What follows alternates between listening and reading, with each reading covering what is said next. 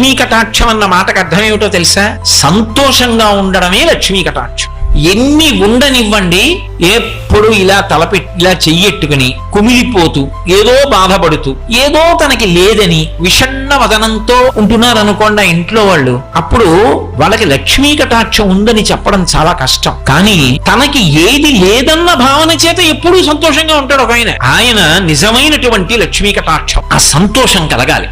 సంతోషం ఎప్పుడు కలుగుతుంది? నా మనసులో శూన్యం లేకుండా, అంటే నాకేదో లేదని ఏడుపు లేకుండా, ఏదైనా ఒకవేళ సమస్య ఉన్నా నేను ఈశ్వరుణ్ణి నమ్మి ఉన్నాను, ఆ ధైర్యం ఉండాలి. లక్ష్మీ కటాక్షం ఉన్నది అన్న మాటకు అర్థం అది. ఎవరి యందు లక్ష్మీ కటాక్షము విశేషంగా ఉంటుందో వాళ్ళు అనితర సాధ్యమైన కార్యాలు చేస్తారు. అందుకే భక్తుడికి కూడా ధైర్యము సంతోషము ఎక్కడంటే, నేను నమ్ముకున్నవాడు ఉన్నాడు, వాడు ఉండగా నేను ఎందుకు పాడైపోతాను. అందుకే వాడికి ఏడవడానికి కారణం ఉండదు.